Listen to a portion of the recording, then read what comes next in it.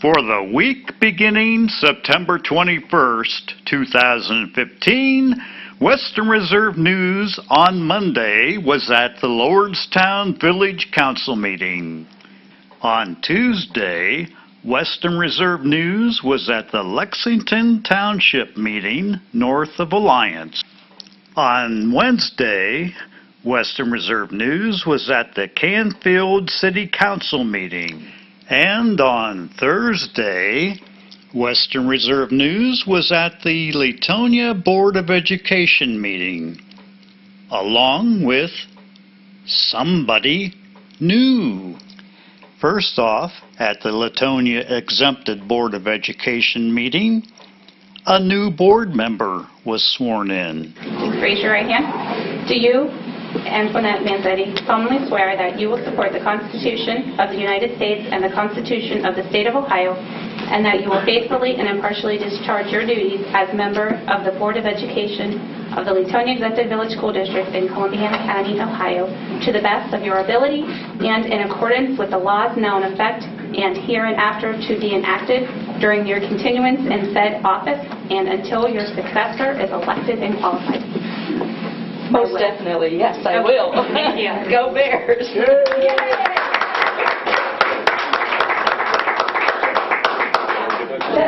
My name's Tony Manzetti, goes by Antoinette, and I have been in the area for 33 years, and I am a retired teacher for Beaver Local of 30 years, and no, I'm not going to run because I'm looking forward to substituting again in this district.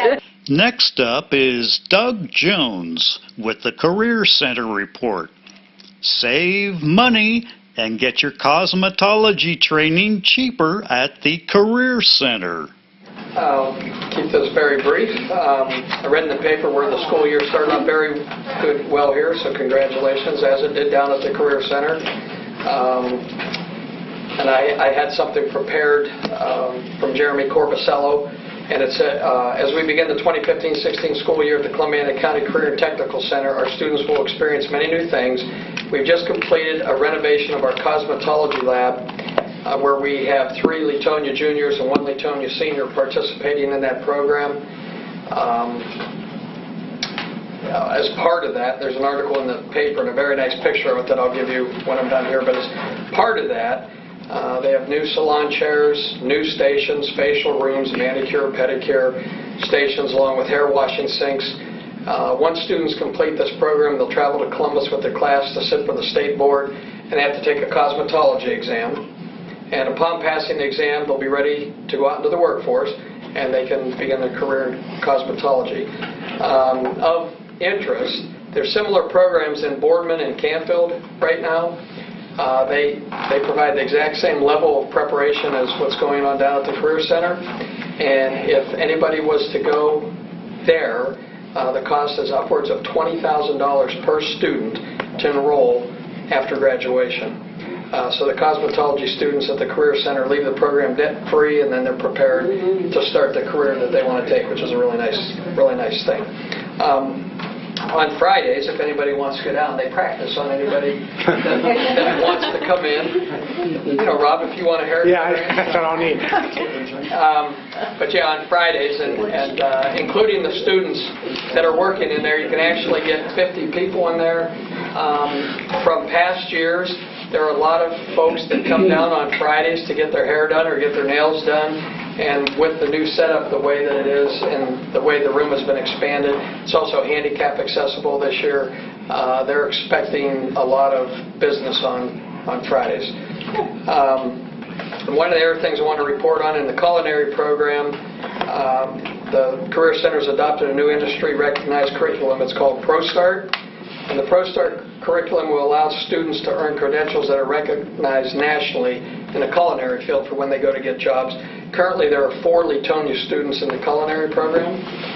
This program is rigorous in nature, but it will prepare the culinary students to enter the competitive workforce in a variety of positions that will permit professional growth throughout their career. Also, on Fridays, the restaurant will be open down there for lunch. That's been a big hit the last couple of years, and if you don't remember, I believe it was last year, the entire restaurant was redone. They try to improve something down there every year as long as they have funds available. Last year it was a restaurant, the cosmetology lab this year, the restaurant last year. 2 years ago it was the welding labs. They doubled the size of the welding labs because they have a waiting list of people that want to get into the welding classes, and they doubled the size from 25 to 50 students, and they still have a waiting list. So we're trying to do those kind of things, and we have Leetonia students taking advantage of that also. We continue to place a strong emphasis on employability skills. We've modified our work-based learning program to enable more students to participate in job shadowing and job placement. Students that participate in our summer internship may be eligible to earn 1 elective credit if all program requirements are met. And all of you, I'm sure you know, and I've mentioned this before, but periodically, at least every other month or so, they have industry leaders come down telling the Career Center what it is they need, what they're not seeing when they go to hire people, what credentials the people don't have, or the various things. And so the Career Center has been modifying their programs to make sure that the students, when they leave, they're ready to get a job when they go into these different fields. And finally, the retiring Leetonia Chief of Police will be missed. By Michael Ruley. I moved into Leetonia in 1990, 1991. I've seen a lot of things happen in the world. Going to the old football stadium to watch football games when I wasn't married and didn't have any kids, and I thought that was interesting. Watched construction of this building. Watched 9/11 happen and all of our Americans get killed. Watched Columbine. Watched the trench coat guys killing kids. I love this town, and I love the fact that when my kids come to school that they're safe. And I just want to take a moment, because there's a big scuttlebutt going around town about the retirement of Chief John Saldana.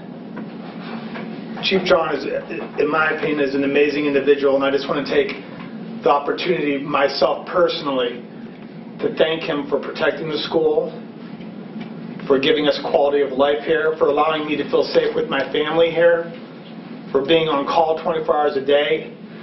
This is my opinion. I think a lot of people in Leetonia feel this way.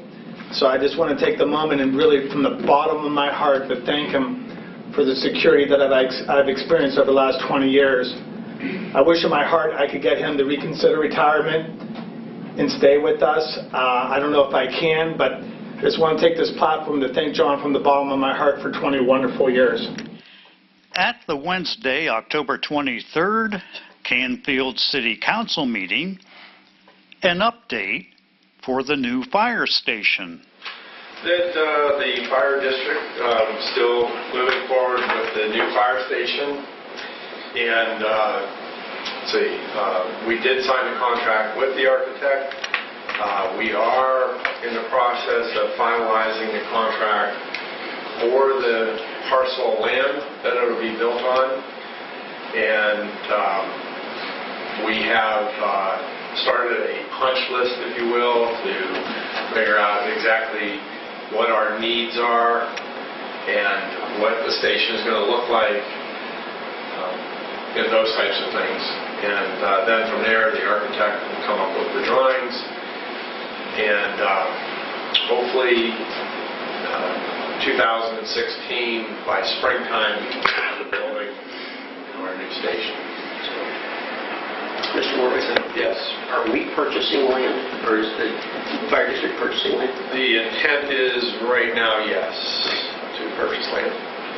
There is one traffic light that is still a problem. Chief, any update on the Cardinal Drive traffic light? None. I agree with you that it needs looked at. Yeah. The other issue with the traffic lights are the cameras. The fiber optic wires out, but as far as that cycle, I'll get with Joe and I'll check with Todd again first thing in the morning, but I don't believe there's a solution yet. I've had more people complain about that than anything else. This light in my head, but okay, I'll address it again. The EPA says that Canfield's water is okay, but is it? On Friday, the city received a letter from the drinking water notice from the city of Youngstown, and the notice was sent to us as a courtesy. The communities of Youngstown, McDonald, and Lordstown all had their water samples returned violating the maximum contaminant level. And the question became for us, did we have an obligation to send this letter out to our residents who use the water? And after discussion with Youngstown Water and the EPA, it was determined that we did not have to notify our residents of the contaminant issue, and the main reason being that our samples came back okay. And there was some news put out with regard to the city of Youngstown saying that their tests had not met EPA standards. We do not test our water at the same time that the city of Youngstown and McDonald does, and so our tests were taken at a different time frame. And in light of the fact that our tests came back in compliance would be why we did not have to do the notification. But it would be standard procedure for Youngstown, being our water supplier, to put the city of Canfield on notice because we are a satellite system in the city of Youngstown system. And Canfield sets their Halloween hours, like everybody else, to Saturday, October 31st. We reached out to all the surrounding communities regarding the Halloween hours. And Boardman's 5 p.m. to 7 p.m., Austintown's 5:30 to 7:30, Salem's 5 p.m. to 7 p.m. Joe and I did have dialogue on this issue, and I would suggest 5 p.m. to 7 p.m. Canfield Township's waiting for us, and whatever we agree to, they will go with it. So Austintown, just to our north, 5 p.m. to 7 p.m. That's what I would recommend. I don't know, is that something we can deal with now? Yeah, we can set those hours now, is that? Saturday, October 31st, 5 p.m. Make a motion that Halloween trick-or-treat hours be Saturday, October 31st, between the hours of 5 and 7 p.m. Second. Okay. Well, You want to call that? yeah. Mr. Dragish? Yes. Mr. Cosar? Yes. Mr. Morvay? Yes. Mr. Rogers? Yes. Mr. Tisch? Yes. At the Lexington Township meeting, Lexington Township's council talks about ballot wording. Okay. Number one was the issue on the language on the ballot that we have upcoming. Yeah. I contacted the Secretary of State. They told me they're going to clarity issues for people to vote on. So it's short and sweet, and they can vote yes or no without too much language being involved. And we were right. That's why it is plainer language, if you will. They did give us the option to change or add to or submit to them a request to change it, and I told them I didn't think we wanted to do that. Would you guys like to make it longer and more difficult to read and confusing? Easy decision. We can put in some revised code sections and make reference to those. Lexington Township's council ponders procedure. Now, the third thing I was to find out from the auditor is whether or not we can forgive any or all of the assessment that the township makes when we clean properties or we knock down houses or otherwise. And if so, what is the procedure? Well, we have the procedure. It's a resolution. You can forgive all or part of it. I can draft a resolution. We send it to the auditor. I have her name and address where it goes, and they will remove that. That's because somebody brought into Jill $500 and promptly didn't know what to do with the money. Who gets it? They told us we can keep it, but we'll have to pass a resolution or otherwise, if that's what that money is for, to have that removed. And I said, well, we don't want to do that yet because we don't have a total agreement. Somebody's jumped. I didn't know we agreed to $500 or $1,500. I didn't know. Well, she said she'd bring in the 500 before the end of the month, the first 500. I was here when she brought it in. Yeah. There was still a fit that she was going to make payment. Correct. Yeah. And she said she would be bringing the rest in. But she said, I wanted to be sure that I got this in before the end of the month. Good faith nice gesture, nothing wrong with that. Okay. When she brings in the maximum she's supposed to, then we can pass a resolution releasing that $9,000 or $10,000 or $12,000 fine. And we don't have to pay them any 2% collection fee. And the balance of the tax is what? Because I want to have her writing and understanding that we don't control the balance of any tax. I think Only the assessment. I think she might have paid part of the taxes on Okay. it. Right, yeah. And Well, then again, she I just wants like to avoid misunderstandings. And then I So we don't have her in here sometime saying, hey, I paid you the $1,500 and you got some bill. Not from us. All right. I would suggest, what do you want to do with the check? Just hold it for now? That's up to you. I can hold it. I would hold it for now. Okay. Just until we work out some deal. And if it's all right with you, I'll just coordinate something with Ken in terms of a resolution/agreement. Sound good? Yes. Lexington Township's zoning officer tells of complaints about Alliance Recycling. Okay. I had a call from a gentleman on River that is very upset about the condition of Alliance Recycling. He said the smell, the trash flying around and all is bothering him. And he said he had left a message, wanted to talk to you. I'm sure it's about the same thing. Okay. And I just told him I would check it out. And I did go yesterday, and it's looking pretty crappy around there. And they're up in November for the renewal of their conditional use permit. So maybe you could give me some thoughts, things that we might want to suggest are in use conditional use, like better cleaning it up and not so much stuff around. So. And then yesterday I found people living in a camper out off of Florida. The sheriff was kind enough to go out and notify them that it was not permitted. The homeowner called and said that they moved to Florida. They were only going to be in it until they moved to Florida. And I explained to her that that was a violation and she could be charged up to $100 a day. So my understanding is the camper is now down and going to be hauled away. Is there a roundabout in Lexington Township's future? Reminder, it is important that everyone keep in mind the Stark County Engineer's Office will be holding a public meeting here on September 30th from 6 to 8 to discuss the proposed roundabout project at Beeson and Freshly. Lexington Township trustees sets Halloween to Saturday, October 31st. All right, it's that time of year where we have to do one of the most important things your Board of Trustees handles for you every single year like clockwork, and that is scheduling trick-or-treat. I didn't think I'd hold you guys up tonight, but we're probably going to be debating this a while. Pretty heavy. You want to call Mr. Moffitt? Remember my saying, what would Moffitt do? Actually, all kidding aside, it's a no-brainer, right? So we'll schedule the trick-or-treat for the 31st from 5 to 7? Sounds good to me. All right, look at that. We'll take care of that. I'll move that we schedule our trick-or-treat for October 31st from 5 to 7 p.m. Second. Yes. Very good. On Monday, at the Lordstown Village Council meeting, an extension for bids on a fire truck is approved by council. And Mayor Hill gives his report to council. Mayor's report. We had a fairly successful apple cider festival. It was kind of slim pickings a little bit there with some of the, didn't have quite as many booths as we usually have, but on Saturday it was kind of rainy, but